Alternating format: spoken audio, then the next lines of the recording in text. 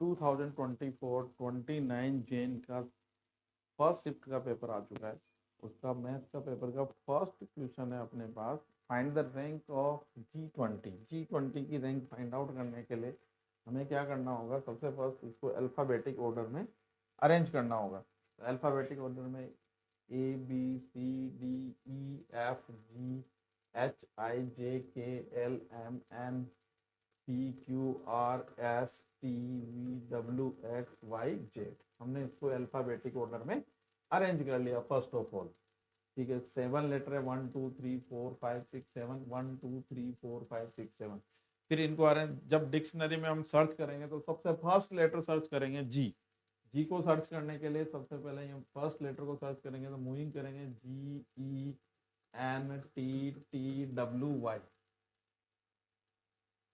ये अपने पास हो जाएगा। यहाँ पे जी को कट कर देंगे, ये फर्स्ट पे आ गया, इसकी 1 प्लेस आगे ट्रांसफर किया, रिमेनिंग अपने पास है 6 फैक्टोरियल 2 लेटर सेम है डबल टी, तो उसकी कैलकुलेशन में 2 फैक्टोरियल का डिवाइड करेंगे तो 720 डिवाइडेड बाय 2 कितना हो जाएगा? 360।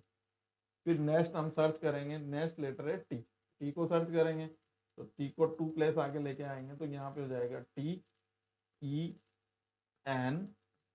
TENTWY। इसकी कैलकुलेशन लिखें तो हमारे पास हो गया 2 प्लेस आगे लेके गए, इसके अलावा रिमेनिंग लेटर है अपने पास 1 2 3 4 5 factorial divided by 2 factorial divided by 2 factorial, इसकी कैलकुलेशन करें तो ये कैलकुलेशन हो जाएगी हमारे पास 120। जी भी कट हो चुका है। जी के बाद नेक्स्ट लेटर आएगा जी 20 में डब्ल्यू को हम ट्रांसफर करें तो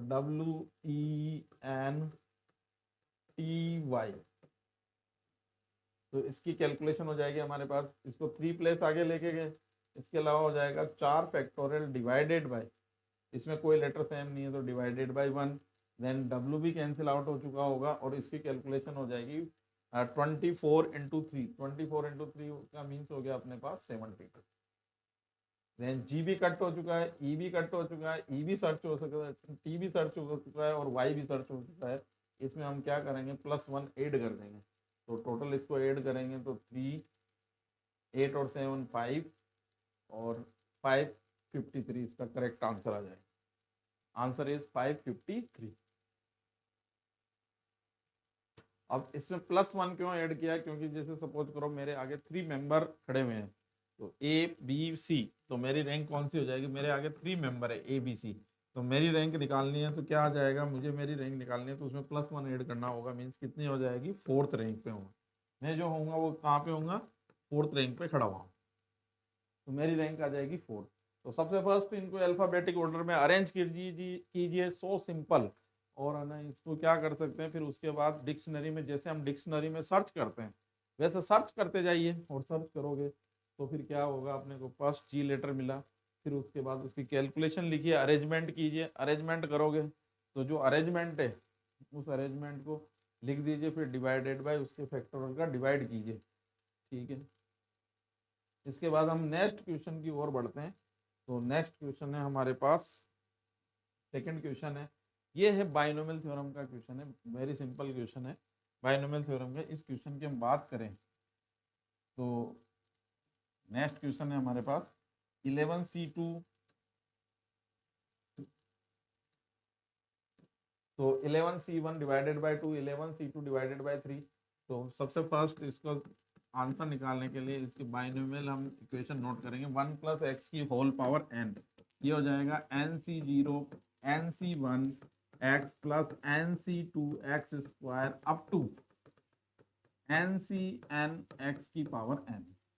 इसका बोथ साइड इंटीग्रेशन कर दें विद रेस्पेक्ट x के रेस्पेक्ट में हम इंटीग्रेशन करेंगे, ये रिजल्ट आ जाएगा 1 + x की whole power n + 1 over n + 1, ये हो जाएगा NC0 आवर 1 x।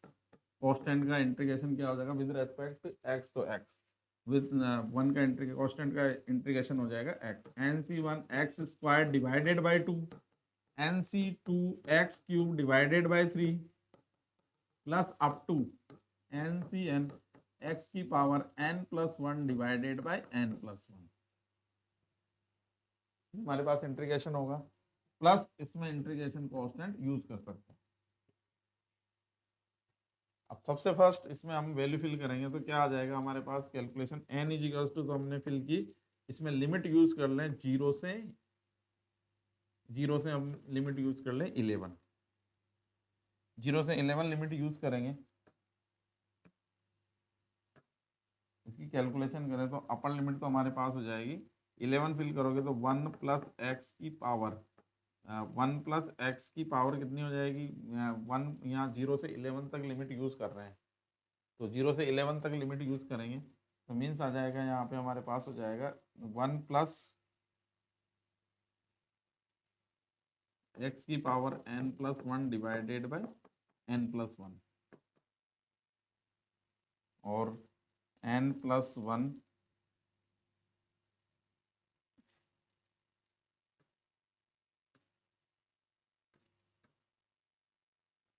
0 से 1 लिख लें इसमें, और सबसे 0 से 1 लिखेंगे तो उससे सिंपली हम कैलकुलेशन कर सकते हैं और 0 से 1 की लिमिट हम यूज़ करेंगे तो यहाँ पे रिजल्ट आ जाएगा 2 की power n plus 1 divided by n plus 1, 1 fill करेंगे तो यहाँ हो गया nc0 nc1 divided by 2 nc2 divided by 3 plus up to ncn divided by n plus 1 plus c।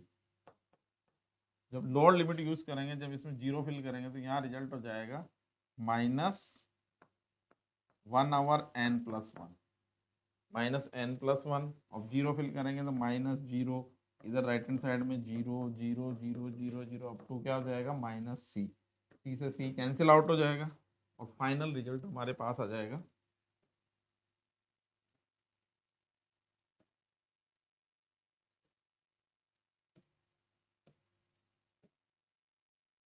Final. इसको हम सिंप्लीफाई करें और तो इसका रिजल्ट हो जाएगा 2 की power n plus 1 divided by n plus 1 minus 1 over n plus 1 is equals to nc0 nc1 divided by 2 nc2 divided by 3 up to हो जाएगा ncn divided by n plus 1। अब n इक्वल टू इसमें fill कर दें 11, तो 2 की power 12 divided by 12 minus 1 by 12, 12c0 11c0 और 11c1 divided by 2 11c2 divided by 3 up to 11c11 divided by 12। इससे प्रीवियस टर्म्स होगी 11c10 divided by 11 11c9 divided by 10। हमें वैल्यू फाइंड आउट करनी है 11c2 से 11c9 तक value find out करनी है।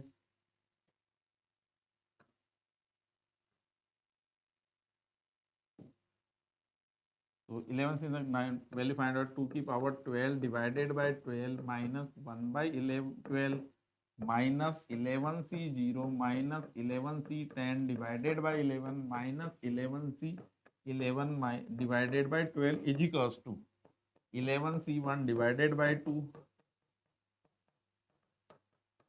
11c9 divided by 10। 2 की power 12 divided by 12 minus 1 by 12 minus 1 minus इसकी कैलकुलेशन हो जाएगी 11 डिवाइडेड बाय 11 और इसकी कैलकुलेशन हो जाएगी 11c11 की calculation 1 divided by 12 is equals to 11c2 divided by 3 11c9 divided by 10। तो इसको कैलकुलेट कर सकते हैं और इजीली इसकी कैलकुलेशन हम लिख सकते हैं, कंपेयर करके आंसर निकाला जा सकता है। उसके बाद थर्ड क्वेश्चन की ओर बढ़ते हैं। थर्ड क्वेश्चन है प्रोबेबिलिटी का। प्रोबेबिलिटी का क्वेश्चन है। प्रोबेबिलिटी के क्वेश्चन की बात करें, let a dice rolled to till two obtained the probability that two obtained on even number toss is equal to। तो इवन नंबर पर हमें क्या फाइंड आउट होता है 2। तो एक डाइस को थ्रो करते हैं तो 2 फाइंड आउट करने की प्रोबेबिलिटी क्या हो जाएगी 1/6 ना 2 नहीं आता है उसकी प्रोबेबिलिटी कितनी हो जाएगी 1 माइनस 1/6 मीन्स कितनी होगी 5/6। अब इवन नंबर पर अपने पास क्या फाइंड आउट होता है 2। तो सेकेंड टाइम आ जाए तो फर्स्ट टाइम नहीं आया हो और सेकेंड टाइम आ जाए, फिर फर्स्ट टाइम नहीं आए, सेकेंड टाइम भी नहीं आए, थर्ड टाइम भी नहीं आए और फोर्थ टाइम आ जाए, ऐसे ये S is up to infinity तक इसको कर सकते हैं। तो इन्फिनिटी सीरीज बन गई, इसको सम करने के लिए फॉर्मूला हो जाता है ए ओवर 1 - r। ए फर्स्ट टर्म से 5 ओवर 6 इंटू 2, और कॉमन रेशो है इसका 1 माइनस सेकेंड टर्म्स में फर्स्ट टर्म का डिवाइड करेंगे, ये कैंसिल आउट हो जाएगा 5 इंटू 5 डिवाइडेड बाय 6 इंटू 6। और इसकी जो प्रोबेबिलिटी है अपने पास, उसकी प्रोबेबिलिटी हो जाएगी अपने पास, कैलकुलेशन में हम लिखे तो ये प्रोबेबिलिटी है 1/6। आने की प्रोबेबिलिटी कितनी है 1/6, 1/6, क्योंकि आने की प्रोबेबिलिटी कितनी है 1/6 है। यहाँ पे लिख सकते हैं 1/6। तो 5/6 into 6 divided by 36 minus 25 divided by 36 से 36 cancel out, 5/11 is correct answer. A is correct answer, A is correct answer. Question number 4 की ओर बढ़ते हैं। ये है लिमिट का क्वेश्चन है। इसमें लिमिट गिवन है, लिमिट x टेंड्स टू π/2 से। तो जब लिमिट फिल करेंगे π/2 से π/2, ये यहाँ पे करेक्शन है, यहाँ पे प्लस है, तो π/2 से π/2 करेंगे तो इसका जीरो हो जाएगा, 0/0 फॉर्म है। एल हॉस्पिटल अप्लाई कर लें इस पर, तो यहाँ पे रिजल्ट आ जाएगा अपने पास। अपर लिमिट का डिफरेंशिएशन तो जीरो हो गया, लोअर लिमिट का differentiation 3x², lower limit function में सब्सटीट्यूशन, कोस की पावर 1/3 x³ डिवाइडेड बाय, इसका डिफरेंशिएशन करें 2 इंटू कितना हो जाएगा x minus π/2 into 1 minus 0। 3x² upper limit का डिफरेंशिएशन, देन फंक्शन में सब्सटीट्यूशन, cos 1/3 x³ और 2 इंटू एक्स माइनस π/2। जैसे हमें इसमें फिल करेंगे π/2, फिर ये जीरो है, cos π/2 क्या हो जाएगा जीरो, तो 0/0 फॉर्म है। अगेन डिफरेंशिएशन कर दें इसका, तो अगेन डिफरेंशिएशन करेंगे तो फिर रिजल्ट क्या आ जाएगा हमारे पास, देखो माइनस का 6x, ये हो जाएगा माइनस का 6x, और यहाँ पे रिजल्ट है cos 1/3 x³ प्लस, यहाँ माइनस हो जाएगा -3x² as it is. Then इसका डिफरेंशिएशन करेंगे तो कितना आ जाएगा 1/3 cos x की पावर कितना हो जाएगा माइनस का 4/3 और x³ इंटू 3x², और माइनस का आएगा तो माइनस माइनस प्लस कर दिया है हमने यहाँ 2 x का 1 1 का 0। अब इसमें π/2 फिल करेंगे, तो π/2 फिल करेंगे तो π/2 की वैल्यू क्या हो जाती है x टेंस टू π/2, तो ये तो जीरो हो जाएगा, cos π/2 जीरो है, और यहाँ पे वैल्यू कितनी आ जाएगी अपने पास cos π/2। तो cos π/2 जैसे फिल करोगे यहाँ पे रिजल्ट हो जाएगा cos π/2, और यहाँ पे रिजल्ट हो गया cos π/3 इंटू π/2 इंटू 3π/2 का स्क्वायर। तो यहाँ पे रिजल्ट आ जाएगा अपने पास,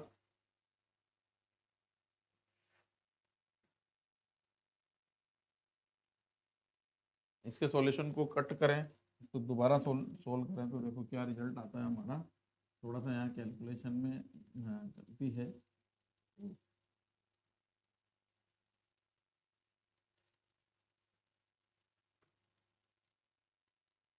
अपर लिमिट का डिफरेंशिएशन करेंगे,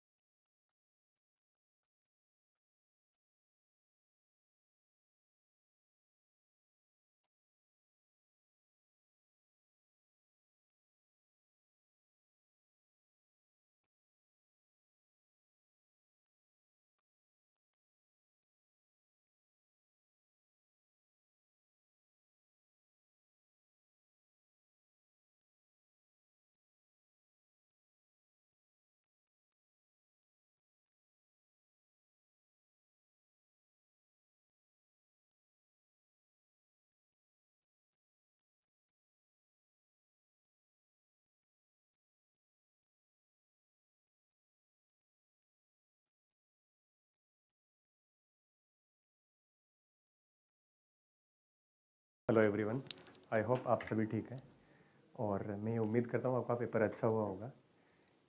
आज जो है 29 जनवरी 2024 का जो पहला मॉर्निंग का शिफ्ट है उसके कुछ मैथ्स के क्वेश्चन डिस्कस करते हैं।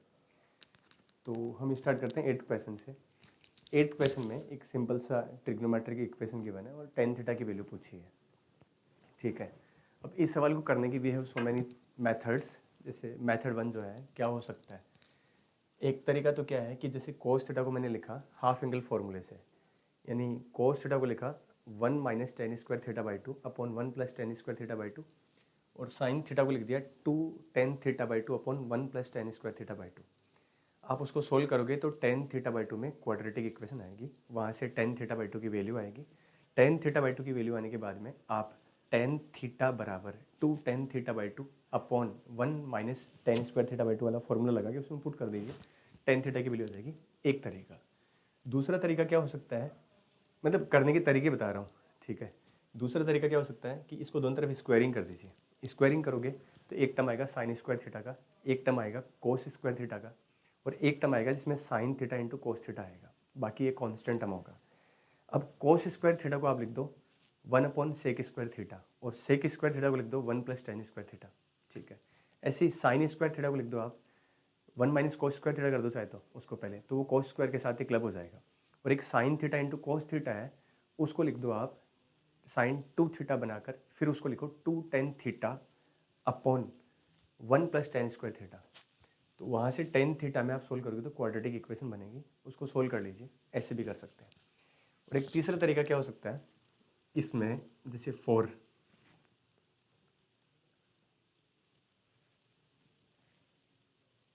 जो थर्ड मेथड है उसमें क्या कर सकते हैं, जो 4 cos theta plus 5 sine theta बराबर 1 है, दोनों तरफ कोस थीटा से डिवाइड करिए तो this will B 4 plus 5 tan theta आएगा, और इधर कितना आएगा सेक थीटा आ जाएगा।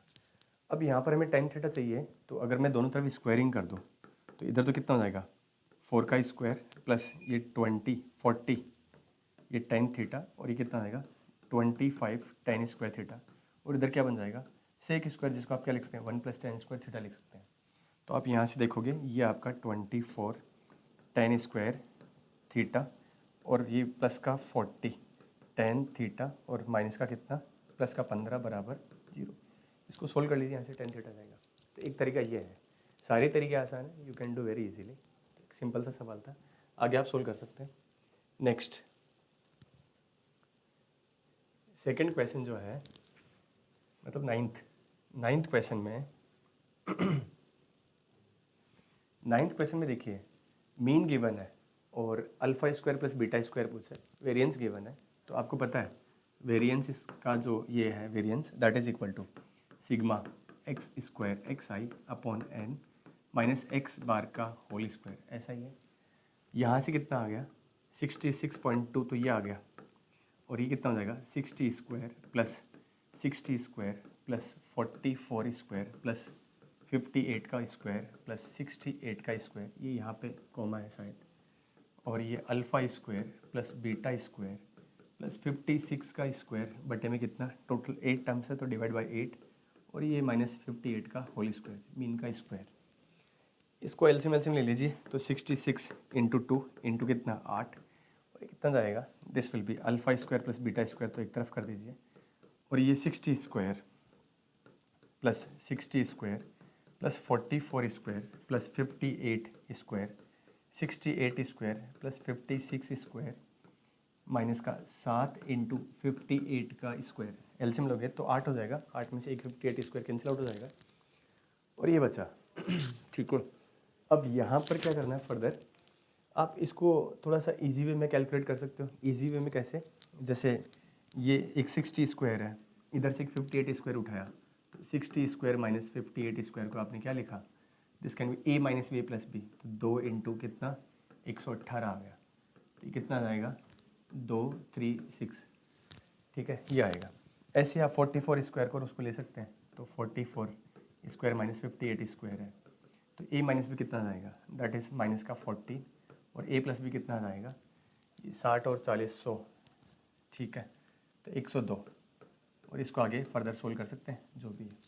ऐसे ही आप 58 स्क्वायर, ये तो कैंसिल आउट हो गया, 68 स्क्वायर माइनस 58 स्क्वायर, तो ऐसे 1 2 3 4 5, 5 के साथ तो 5 टर्म्स वहाँ से ले लो, तो और ए स्क्वायर माइनस बी स्क्वायर का फॉर्मूला लगा दो, तो इजीली सोल्व हो जाएगा।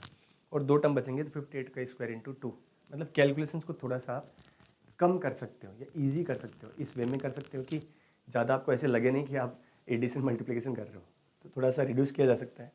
इसको सोल्व करने पर alpha square plus beta square आएगा। तो this is again a very simple question. ठीक है, नेक्स्ट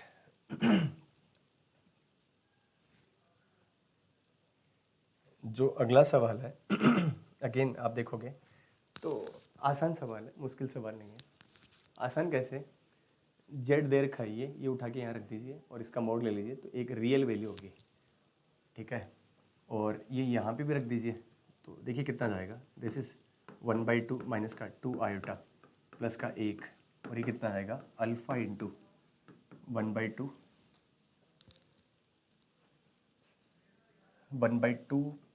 माइनस का 2 आयोटा और b this is 1 plus iota, ऐसा लिख सकते हैं, ठीक है। इसमें इसको सोल्व करने के कितना जाएगा, दिस विल बी माइनस का 2 आयोटा प्लस का कितना 3/2, और इधर सोल्व करने पर कितना आएगा, दिस विल बी अल्फ़ा/2 प्लस का बीटा, और ये क्या बनेगा, this is plus beta minus का 2 अल्फ़ा आयोटा। अब आप देखिए यहाँ पर इसका मोड निकाल लीजिए रूट में, दिस इज़ 4 प्लस 9/4, तो ये रियल वैल्यू है, ये भी रियल और ये इमेजनरी पार्ट है। दो कॉम्प्लेक्स नंबर बराबर कब होंगे, जब रियल पार्ट के बराबर हो और इमेजनरी पार्ट के बराबर हो। तो ये तो इसके बराबर आ गया और ये बराबर क्या हो गया 0, तो बीटा बराबर कितना आ गया 2 अल्फ़ा, ये उठा के आप इसमें रख देना, तो सोल्व करने पर अल्फ़ा और बीटा की वैल्यू आ जाएगी और उससे आपको अल्फ़ा प्लस बीटा मिल जाएगा, ठीक है। तो अगेन ये सिंपल क्वेश्चन है, इसमें मेमोरी बेस्ड है, जहाँ तक अल्फ़ा बीटा रियल गिवन होगा शायद क्वेश्चन के अंदर, तो वो बाद में जब एक्चुअल पेपर आएगा तो उसको वापस करेक्ट कर लिया जाएगा अगर ऐसा है तो।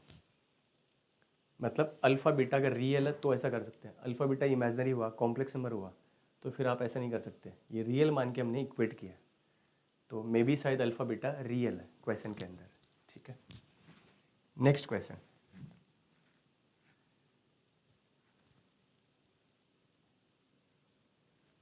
एक इंटीग्रेशन का सवाल है, ज़्यादा मुश्किल सवाल नहीं है, आप देखोगे तो ये गिवन है क्या, साइन माइनस कोस और ये इंटू में साइन स्क्वायर,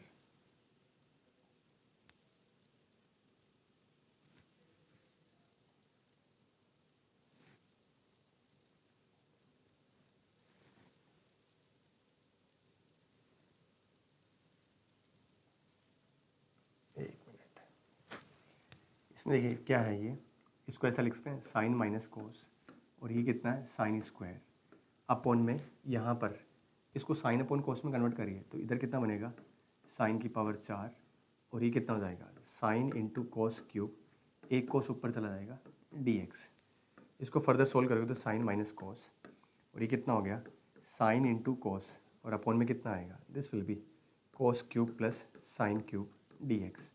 अब देखोगे इसका डेरिवेटिव ऊपर जा रहा है, लेट कर लीजिए, sine cube plus cos cube बराबर क्या ले लिया हमने t ले लिया, तो डेरिवेटिव कितना जाएगा, this will be 3 sine square into cos minus का 3 कोस स्क्वायर इंटू साइन बराबर d t upon d x आ गया, तो कितना हो जाएगा sine square minus cos square,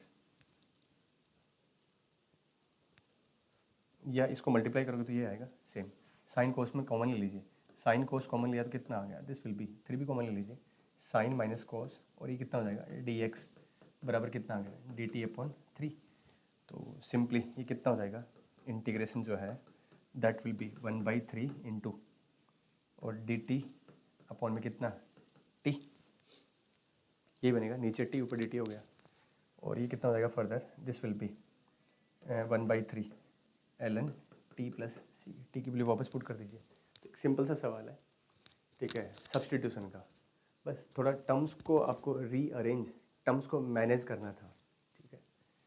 next question, AP का आसान सा सवाल है, थोड़ा सा डेरिवेटिव, इसमें देखिए यहाँ पर इंक्रीजिंग एपी है। इंक्रीजिंग एपी का मतलब क्या है कि जो कॉमन डिफरेंस आएगा वो पॉजिटिव आएगा, और वो ऑप्शन में भी गिवन होगा पॉजिटिव ही, ठीक है। और आगे दे रखा कि सिक्स टर्म गिवन है 2, और A1 A2 A4 का जो प्रोडक्ट है वो मैक्सिमाइज होना चाहिए, मतलब जब ये प्रोडक्ट मैक्सिमम है उस वक्त डी की वैल्यू बतानी है। तो आप एक चीज़ देखिए, A1 into A2 into A4, ये प्रोडक्ट है, P ले लेते हैं एक बार इसको, और P बराबर A1 को ऐसे लिख सकते हैं A6 माइनस का 5D, और A2 को A6 माइनस का 4D, और A4 को A6 माइनस 2D। तो ये कितना हो जाएगा 2 माइनस का 5D, और ये कितना 2 माइनस का 4D, और 2 माइनस का दिस इज़ 2D। आप इसको मल्टीप्लाई करोगे तो ये D में क्यूबिक इक्वेशन बनेगा, और D में जो क्यूबिक इक्वेशन है इसकी रेंज तो R होती है, तो देखा जाए तो मैक्सिमम वैल्यू क्या होगी इन्फिनिटी। बट इसका जो सेंस है, अभी जो इन्फॉर्मेशन है उस इन्फॉर्मेशन के आधार पे एक चीज़ और देखिए, इसको मल्टीप्लाई करने पर डी क्यूब का जो कोफिशिएंट है वो नेगेटिव आएगा। डी क्यूब का कोफिशिएंट नेगेटिव आने का मतलब क्या है कि जो क्यूबिक फंक्शन का ग्राफ है, मतलब डी माइनस इन्फिनिटी रखने पर रिजल्ट ऐसा जाएगा, इस टाइप से बनेगा क्यूबिक फंक्शन। मतलब ऐसे बनाए अगर हम तो कुछ इस तरह से बनेगा, ये ऊपर जाएगा। डी जब माइनस इन्फिनिटी रखूँगा मैं तो रिजल्ट क्या जाएगा इसका प्लस का इन्फिनिटी, तो इस टाइप से बनेगा। अब इसका जो पूछने का सेंस है इस इन्फॉर्मेशन के आधार पे वो ये है कि मतलब वो इसकी बात कर रहा है, इस पॉइंट की, यहाँ पे ये प्रोडक्ट लोकली मैक्सिमाइज होगा, मतलब ओवरऑल कंप्लीट रेंज के अंदर ही बात नहीं कर रहा, ये सिंपली क्या कर रहा है इस लोकल मैक्सिमम वैल्यू के संदर्भ में सवाल को पुटअप कर रखा है। तो ये पॉइंट सी है, इसका एक्स कोऑर्डिनेट जो भी होगा वही डी की वैल्यू हो जाएगी। तो करना क्या है आपको, सिंपली इसको डिफरेंशिएट करिए, डिफरेंशिएट करने के बाद में ये क्वाड्रेटिक आएगा, इसको इक्वल टू 0 करिए, यहाँ से 2 वैल्यू आएगी डी की। अब जो 2 वैल्यू आ रही है ना, आपको उनको वापस उठा के उसमें रखने की ज़रूरत नहीं है, चेक करने की ज़रूरत नहीं है। आप साफ साफ देख सकते हो कि जो लोकल मैक्सिमम वैल्यू आएगी वो बाद वाली वैल्यू पे आएगी, जो पहले वाली डी ये जो वैल्यू आएगी उसमें लोकल मिनिमम आएगी। तो इन 2 वैल्यू में जो बड़ी वाली वैल्यू है वही आपका रिक्वायर्ड डी हो जाएगा, ठीक है। तो आसान सवाल है, हल्का सा ग्राफ का आइडिया होगा तो आप कैलकुलेशन से बच सकते हैं। अगर आपने इस ग्राफ को ऐसे बना दिया, मान लो ऐसे, तो इसमें क्या होगा, ये पहले वाली वैल्यू पे बाई डेरिवेटिव करके 0 के बराबर करेंगे अगर हम, तो हमारे पास जो डी की वैल्यू आएगी 2, एक तो ये वैल्यू आएगी, एक ये वैल्यू आएगी, क्योंकि यहीं पे डेरिवेटिव 0 है।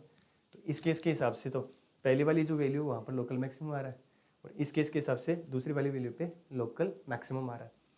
तो आपको थोड़ा आइडिया होना चाहिए कि ग्राफ जो है इस टाइप का है कि इस टाइप का है। तो अगर डी क्यूब का कोफिशिएंट पॉजिटिव होता तो ग्राफ इस टाइप का होता, और डी क्यूब का कोफिशिएंट अगर नेगेटिव है तो ग्राफ इस टाइप का है। तो आप सिंपली क्या करो, डी डेरिवेटिव करके 0 के बराबर करके जो सेकंड वाली वैल्यू है that will be required value of D, जहाँ पर ये प्रोडक्ट मैक्सिमम आ रहा है। तो सिंपल सवाल है। अगले सवाल पे चलते हैं। अगला सवाल है रिलेशन का, जो कि आसान चैप्टर है जेई के पॉइंट ऑफ व्यू से। इसमें देखिए यहाँ पर ये क्या बोल रहा है कि अगर ए कोमा बी, ये मान लेते हैं 2 पेयर है जो रिलेशन को बिलोंग कर रहे हैं, अगर इन दोनों का प्रोडक्ट और इन दोनों के प्रोडक्ट का जो डिफरेंस है अगर वो 5 से डिविजिबल है तो वो रिलेशन को बिलोंग करेंगे, ये जो पेयर बनेगा इन दोनों पेयर से। तो अगर सिमेट्रिक रिफ्लेक्सिव की बात करें तो ए बी और ए बी, इससे जो रिलेशन बनेगा मतलब दिस इनटू दिस कितना ए बी, और इन दोनों को मल्टीप्लाई करूँगा तो बी ए, जो कि कितना आ रहा है 0, जो कि 5 से क्या है डिविजिबल है। मतलब यहाँ पर कोई भी ए और बी की वैल्यू उठाइए जो भी सेट गिवन है उसके आधार पे, और सेम अगर यहाँ लोगे तो ये कंडीशन जो है ना फुलफिल हो रही है, 5 से डिविजिबल आ रहा है, मतलब रिफ्लेक्सिव है। दूसरा, अगर ए कोमा बी रिलेशन को बिलोंग कर रहा है, और इसका उल्टा भी देख लेते हैं एक बार, अगर ये भी रिलेशन को बिलोंग करता है, ठीक है, तो जो कंडीशन है उसके आधार पे हम क्या लिखेंगे, ये गिवन है, ठीक है, तो ये क्या लिखा जाएगा a d minus b c, जो कि 5 से डिविजिबल है, ठीक है। और अगर ये बिलोंग करता है तो हम क्या लिखेंगे सी बी माइनस का डी ए, समझ में आ रहा है। तो देखिए ध्यान से, अगर a d minus b c 5 से डिविजिबल है तो सिंपल सी बात है c b minus d a भी 5 से डिविजिबल होगा। तो कहने का मतलब है कि अगर ये रिलेशन को बिलोंग कर रहा है तो ये भी रिलेशन को बिलोंग करेगा, और ये रिलेशन को बिलोंग करेगा तो इसका मतलब क्या है, सिमेट्रिक है। और इस टाइप के सवाल में ज़्यादातर ट्रांजिटिव नहीं होता है, मोरो इस टाइप के सवाल में अगर आप ज़्यादातर देखो तो आप ट्रांजिटिव प्रूव करने के लिए आप क्या करिए कि पर्टिकुलर एग्जाम्पल की तरफ मूव करिए एक बार, ठीक है, अगर आपको ऐसा पर्टिकुलर एग्जांपल नहीं मिलता है, वो आइडिया लग जाएगा सवाल से कि वो ट्रांजिटिव के अंदर जाएगा कि नहीं जाएगा। हल्का फुल्का आपको अगर थोड़ा सा भी आइडिया लगता है तो एक पर्टिकुलर एग्जांपल को कंसिडर करने का प्रयास करिए और फिर कमेंट करते हैं कि ये है कि नहीं है। तो एक सिंपल सा एग्जांपल देखिए, जैसे मान लो 2,3 है और ये मैंने 0,5 ले लिया। आप देखिए दिस इंटू दिस कितना 10 और ये कितना आ गया 0। तो ये जो डिफरेंस आएगा AD माइनस BC फॉर्मेट में वो 5 से डिविजिबल है। ऐसे एक दूसरा एग्जांपल लीजिए 0,5 और इधर ले लिया हमने कुछ भी, जैसे 1 और 7 ले लिया, ठीक है, 1 और 7। अब यहाँ पर भी देखो कि दिस इंटू दिस कितना, ये 0 हो गया और ये 5, ये भी क्या 5 से डिविजिबल है। लेकिन आप यहाँ पर देखोगे क्या कि 2,3 और ये रिलेशन और 1,7, इसको इससे मल्टीप्लाई करोगे कितना 14 और ये कितना आ रहा है 3, तो ये कितना आ रहा है 11, जो कि 5 से डिविजिबल नहीं है। तो इजीली आपको एक ऐसा एग्जांपल मिल गया जो ट्रांजिटिविटी को कंप्लीट नहीं कर रहा है, मतलब ट्रांजिटिव रिलेशन वहाँ पर फुलफिल नहीं हो रहा है, तो मतलब ये ट्रांजिटिव नहीं है। तो इसमें ईजिली बता सकते हैं। अब थोड़ा सा ये जो एग्जाम्पल लेना है ना, उसमें थोड़ा दिमाग लगाना है। तो मैंने क्या किया, इस पर फोकस किया, क्योंकि ये जो पेयर है ना, ये पेयर दोनों में आ रहा है, इसमें भी और इसमें भी। तो इस पेयर पे मैंने फोकस किया, ऐसा पेयर लिया कि इधर कुछ भी लूँ तो भी वो डिविजिबल हो जाए 5 से। तो मैंने 0 और 5 उठाया। अब 0 से तो एक तो 0 हो ही जाएगा और दूसरा 5 से मल्टीप्लाई करने पर ऑब्वियसली 5 से डिविजिबल हो गया होगा। तो ये थोड़ा सा दिमाग से ये वाला पेयर आपको सेट करना है। बाकी कुछ भी ले लीजिए, हमेशा ये दोनों तो रिलेशन को बिलोंग करेंगे ही करेंगे, और बाद में ये दोनों बिलोंग कर भी सकते हैं, नहीं भी कर सकते, बट एक में भी अगर बिलोंग नहीं कर रहा है तो वो फिर बिलोंग नहीं करेगा, ट्रांजिटिव रिलेशन नहीं होगा। फर्दर आगे चलते हैं, एक सवाल और है, एक और डिस्कस करते हैं। इस केस में देखिए यहाँ पर एक कॉम्पोजिट फंक्शन है,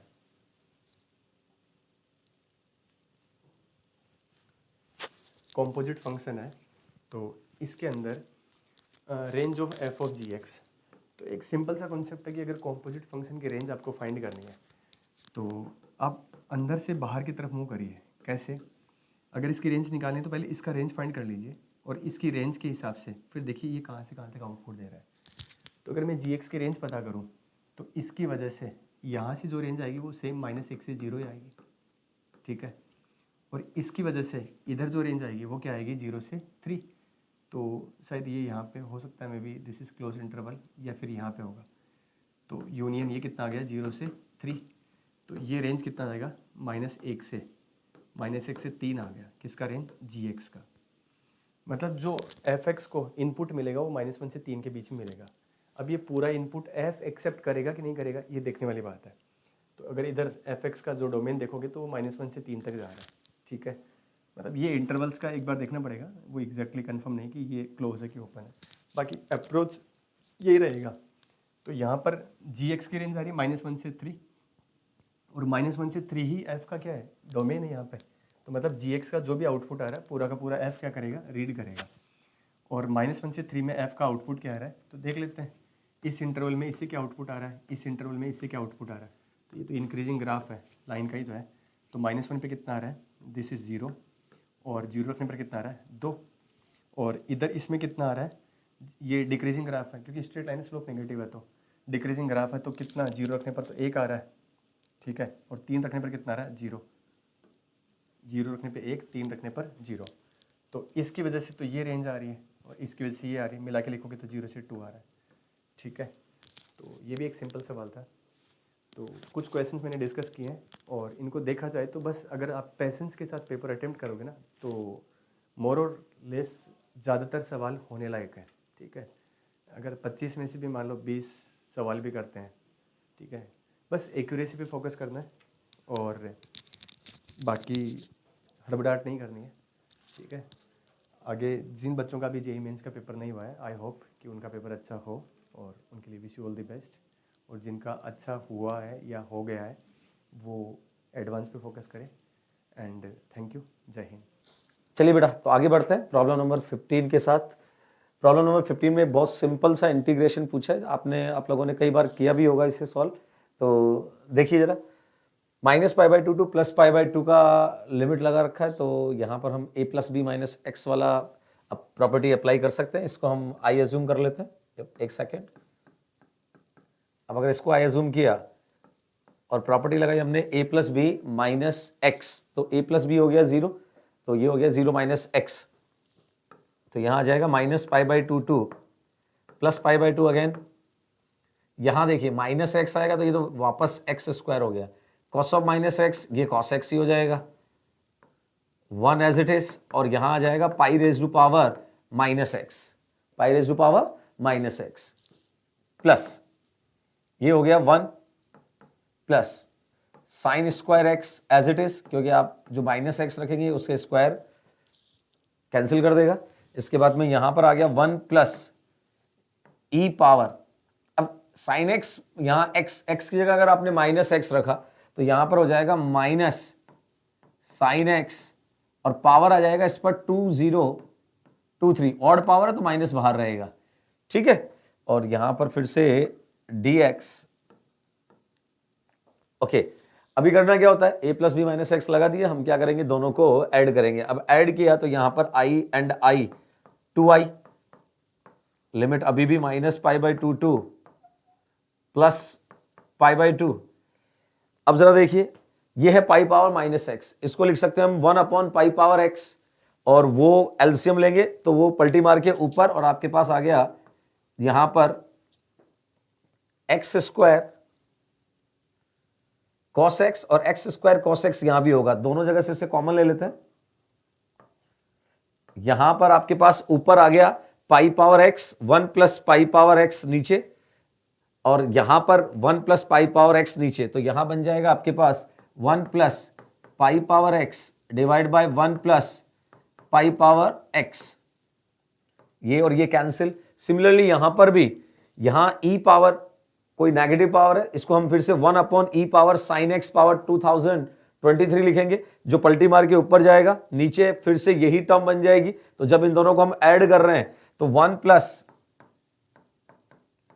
साइन स्क्वायर एक्स तो आ जाएगा दोनों जगह से कॉमन, और यहां रह जाएगा ये पलटी मार के ऊपर रह गया 1, ये आ जाएगा ऊपर की ओर ई पावर साइन एक्स पावर 2023, और नीचे फिर से यही 1 प्लस ई पावर साइन एक्स पावर 2023, ये भी कैंसिल, यहां पर dx, और अब आपके पास इंटीग्रेशन के नाम पर सिर्फ रह गया, यहां देखिए आपका 2i अब बन गया कुछ ऐसा, minus pi by 2 plus pi by 2, यहां रह गया एक्स स्क्वायर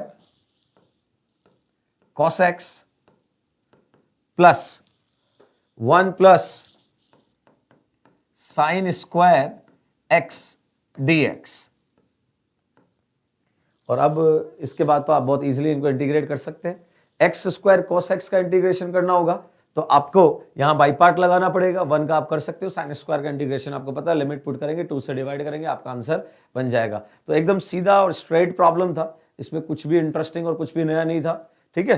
तो ये था प्रॉब्लम नंबर 15। आगे बढ़ते हैं, चलिए आगे बढ़ते हैं। अब प्रॉब्लम नंबर 16 देखते हैं। बहुत इजी सा प्रॉब्लम पूछा है बेटा, एक सर्कल दिया है, बोला है उसके अंदर वाला एरिया चाहिए और जो लाइन के नीचे हो, below the line, area inside the circle and below the line, मतलब बिल्कुल ही सिंपल, मतलब कुछ ही नहीं करना। आइए बनाते हैं बात।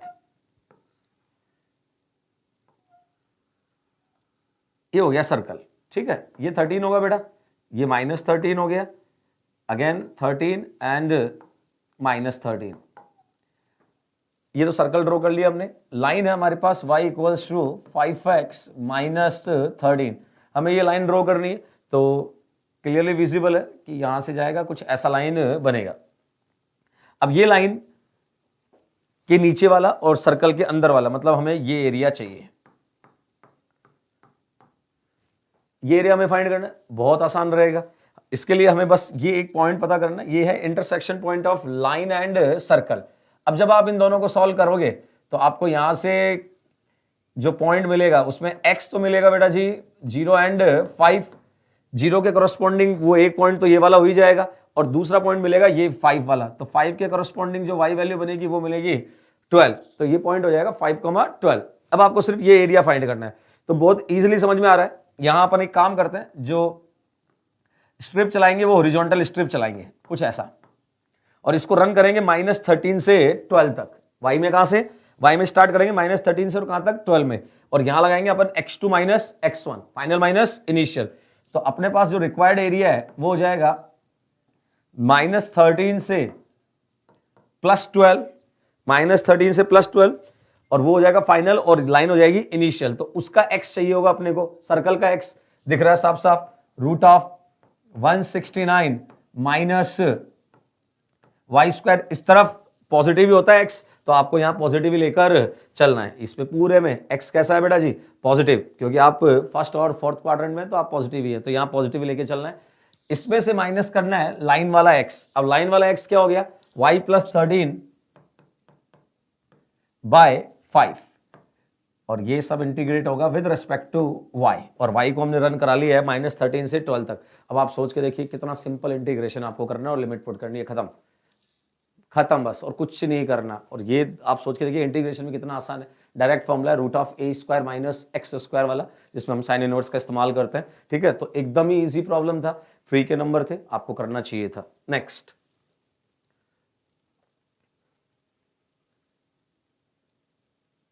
प्रॉब्लम नंबर 17, वेक्टर का पूछा हुआ प्रॉब्लम है बेटा, बहुत आसान प्रॉब्लम है, वेक्टर से आया हुआ है, एकदम ही आसान प्रॉब्लम। ए बी सी को नॉन जीरो वेक्टर्स बोले हुए हैं, बी और सी नॉन कोलिनियर गिवन है, कहीं यूज हो रहा होगा इसलिए गिवन होगा।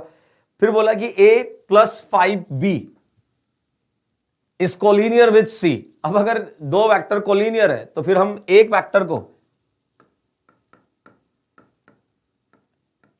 लैम्डा टाइम्स दूसरा वेक्टर लिख सकते हैं, तो मैं लिख सकता हूं a + 5b वेक्टर किसके इक्वल होगा, लैम्डा c वेक्टर के। सिमिलरली यहां एक और बात हमें गिवन है, b + 6c is collinear with a, मतलब b + 6c वेक्टर जो होगा वो होगा म्यू टाइम्स ऑफ a। ठीक है, अब इन्होंने हमें बोला b and c are non collinear. अब इस लाइन का हम एडवांटेज कैसे ले सकते हैं, हम एक काम करते हैं, a का एलिमिनेशन करते हैं, यहां से a उठाते हैं और यहां पुट कर देते हैं, तो हमारे पास आ गया अब b + 6c equals to mu times a का वैल्यू हो जाएगा lambda c minus 5b, lambda c minus 5b। अभी b और c क्या दिए हुए, नॉन कोलिनियर, तो उन्हें साइड बाय साइड कंपेयर किया जा सकता है, उनके कोफिशिएंट्स को इक्वल किया जा सकता है। तो b का कोफिशिएंट इधर है 1 और इधर b का कोफिशिएंट है आपके पास -5 म्यू, तो म्यू का वैल्यू आ गया सीधा सीधा आपके पास -1/5। चेक कीजिए, b का कोफिशिएंट 1 और इधर b का कोफिशिएंट -5 म्यू। अब म्यू का वैल्यू आ गया -1/5, आपको दिमाग लगाना ही नहीं है, उठाओ म्यू का वैल्यू और वहां पुट कर दो। अब यहां पुट किया तो देखो कितना आ गया, b + 6c equals to mu का वैल्यू -1/5, -1/5 a, मल्टीप्लाई कर दो तो ये हो गया 5b + 30c equals to -a, तो ये आ गया a + 5b + 30c equals to 0। अब अगर इन्होंने जो बोला उसके साथ कंपेयर करें इसको और इसको, आप देख सकते हो अल्फा का वैल्यू 5 है और बीटा का वैल्यू 30 है, तो अल्फा प्लस बीटा हो गया 35 और क्वेश्चन खत्म। मतलब बिल्कुल ही इजी, एकदम इजी, ये फ्री के नंबर थे, आपको सॉल्व करना चाहिए था। चलिए आगे बढ़ते हैं। नेक्स्ट नंबर 18, एक मजेदार प्रॉब्लम, और बच्चों को थोड़ा सा यहां पर पागल बनाने का कोशिश किया गया है। एक फंक्शन दिया, बड़ा सा कॉम्प्लेक्स सा फंक्शन, देखो ना यहां पर 2 पावर x + 2 पावर -x, फिर मल्टीप्लाई में 10x, फिर √tan इनवर्स, फिर एक क्वाड्रेटिक अंदर और फिर नीचे एक क्वाड्रेटिक और उसका भी क्यूब, और फिर आपसे f'0 पूछा है, मतलब f'0 पूछा है। ठीक है, मतलब आपको कह रहा है कि डिफरेंशिएट करो और फिर x के 0 पुट करो। अब इसको डिफरेंशिएट कौन करे भाई, मैं तो नहीं कर सकता, मेरे लिए तो मैं तो नहीं कर पाऊंगा, कौन इतना u × v लगाए, मेरे लिए पॉसिबल नहीं है। इसका मतलब अगलों ने कोई और गेम सेट किया हुआ है। गेम क्या है, बहुत आसान बात है, f'0 मांगा है अगलों ने, तो f'0 को तो हम ये भी कर सकते हैं, हम लिख सकते हैं कि भाई ये क्या है, limit x tending to 0 fx minus f(0) divide by x minus 0। f'0 को ये लिखा जा सकता है, कोई दिक्कत वाली बात है ही नहीं, बस खत्म हो गया। डिफरेंशियबिलिटी का कॉन्सेप्ट लगाया ना बेटा। f(0) देखो सबसे पहले तो f(0) ये देखो x के 0 रखोगे तो ये tan x 0 हो जाएगा। tan x 0 तो पूरा न्यूमरेटर 0 जबकि डिनोमिनेटर 1 रहेगा, क्योंकि ये 0 तो डिनोमिनेटर में 1, तो f ऑफ 0 0 हो गया, ये 0। मतलब अब आपके लिए प्रॉब्लम सिर्फ क्या रह गया, limit x tending to 0 fx by x। अब ये लिमिट सॉल्व करनी है, बस ये लिमिट सॉल्व करनी है। तो fx पुट कर दीजिए इसमें। अब fx इसमें पुट करूं तो जरा देखो यहां पर क्या आ गया, f dash 0 equals to limit x tending to 0। हाँ भाई, fx ये रहा 2 power x plus 2 power minus x multiply by tan x। इसके बाद में रूट tan इनवर्स। मतलब ये तो वही बात हो गई, इतना डरा दिया इन लोगों ने कि डर ही नहीं लगा। फिर अपने आप समझ में आ गया कि कुछ और गेम है, इतना भी कॉम्प्लेक्स नहीं बनाना था। और sorry, minus 3x plus 1 whole cube, और एक रह गया ये नीचे x, ये तो fx लिखा डिवाइड बाय x। अब आप गौर करके देखिए, जैसे x 0 को अप्रोच करेगा ये पोर्शन 1 और 1 2 हो जाएगा, tan x और x मिलकर 1 हो जाएगा। Yes, limit x tending to 0 tan x by x कितना होता है, 1 होता है, तो ये तो 1 हो जाएगा। उसके बाद में यहां देखिए x 0 पुट करोगे तो ये 0 ये हो गया tan इनवर्स 1। tan इनवर्स 1 होता है पाई बाई 4, तो ये पूरा कैंसिल होकर रूट के साथ ये हो गया रूट ऑफ पाई बाई 4। यहां देखिए ये 0 तो यहां सिर्फ रह गया 1 आपके पास, तो नेट आपके पास आ गया 2 into root of pi by 4 and that is root of pi. Option A आपका आंसर हो जाएगा। तो ये था 29 ऑफ जनवरी 2024 मॉर्निंग शिफ्ट का पेपर। काफ़ी आसान था, काफ़ी अच्छा और स्कोरिंग पेपर था। उम्मीद करता हूँ आपने बहुत अच्छा किया होगा। Thank you, good bye.